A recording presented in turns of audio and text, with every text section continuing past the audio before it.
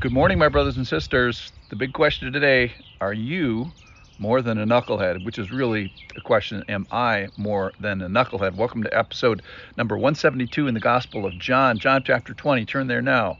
So I've been mad at Thomas all yesterday and this morning because he's been given credit for being a good doubter, sort of this la-di-da, I'm just struggling with my faith a little bit kind of doubt, sort of genuine, faithful doubting, asking real questions, willing to consider other viewpoints, like humble asking.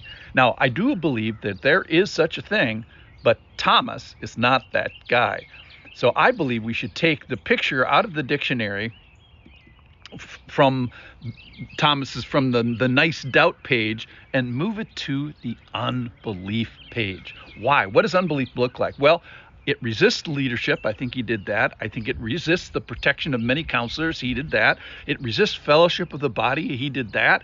It forgets the previous intimacy that was offered by Jesus and the common graces that he gives.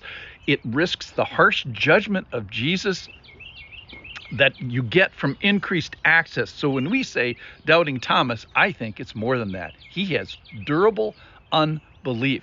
So he spent 8 days, 24/7 maybe, with 20 people who've literally seen the Lord personally. And I imagine that you couldn't shut any one of them up. They were talking at him 24/7 about Jesus. And he is yet afflicted with durable unbelief. And Jesus is right, within his rights at least, to judge him, to make him pay for it, to punish him. So I compared Thomas with Judas. So let's see what happens in the story. John chapter 20, verse 26. 8 days later, his disciples were inside again, and Thomas was with them. Although the doors were locked, Jesus came and stood among them and said, "Peace be with you."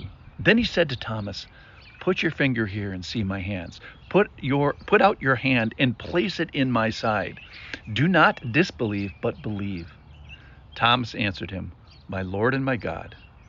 Jesus said to him, "Have you believed because you have seen me? Blessed are those who have not seen and yet believed." So Mr. Thomas here was disbelieving, in an unbelieving state. He was in positional faithlessness. And then Jesus comes through the door literally, with his new heavenly body. And if this was me, I would have given Thomas the wrath and judgment. Time's up, and give him the talking to. I don't think I've ever been so mad at a biblical character. What a whiner. I want fingers of faith. I want a whole hand inside Jesus' thorax to believe. I want not just sight faith. I want the testimony of 20. I want not just 20 people for 8 days straight. I want touch faith. I want interaction with him personally before I'm going to move off this durable unbelief thing. So I've been so mad at Thomas, and I think rightfully so. Thomas does way more than doubt. He durably unbelieves. So when you get angry, you're supposed to pay attention to your anger, because rightfully handled, I think it can lead you to truth, and perhaps it has today, so stick with me here. So Jesus has every right to be mad at Thomas and judge him and punish him and tell him the time is up. So my question is, does Jesus rightfully nail Thomas? No. Jesus took the nails for Thomas. What he gives Thomas is grace, grace, grace, unmerited favor. And Thomas certainly doesn't merit it. Jesus gives Thomas what he wants, perhaps what he needs. He lets him have the finger of faith. He lets him have the hand of conviction. He sticks his whole hand in the suffered, gashed body of Jesus. Reach in here, Thomas, and move towards certainty. Place your fingers, yes, but especially place your soul in a position of trust. And then bingo for Thomas. The light goes on. My Lord and my God. And this is from the durably unbelieving Thomas. And then Jesus tells us what this whole scenario has been about. He's always the teacher. And he says, "Have you believed because you've seen me?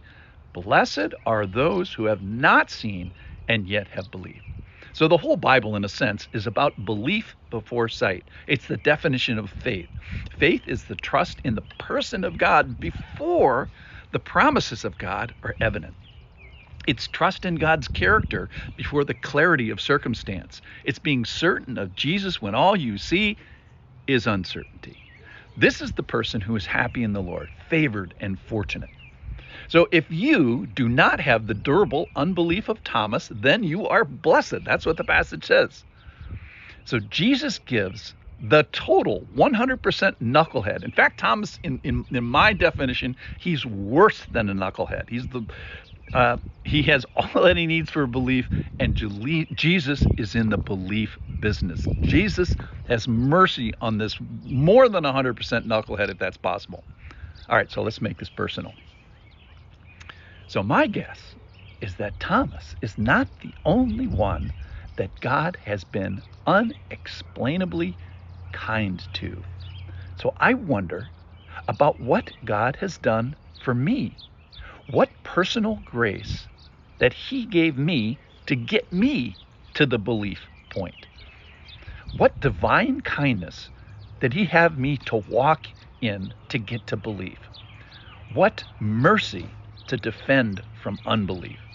So maybe I was more than a knucklehead than Thomas.